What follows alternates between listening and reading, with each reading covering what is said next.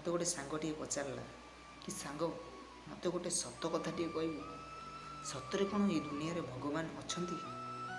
ଆଉ ଯଦି ଅଛନ୍ତି ତ ଦେଖା କ'ଣ ପାଇଁ ଦେଉନା?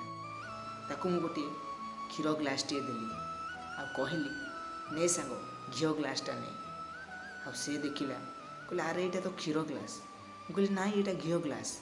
ସେ କହିଲା ନାଇଁ ଏଇଟା କ୍ଷୀର ଗ୍ଲାସ୍। ଆରେ ମୁଁ କହିଲି ନା ଏଇଟା ଘିଅ ଗ୍ଲାସ୍।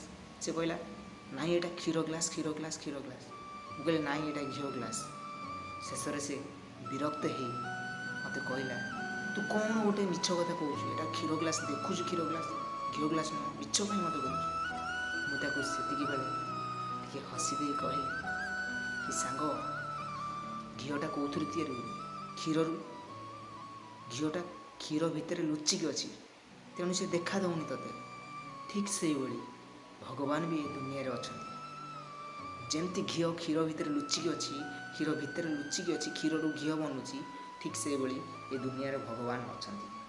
ଠିକ୍ ସେଇଭଳି ଭଗବାନ ଏ ଦୁନିଆରେ ଅଛନ୍ତି।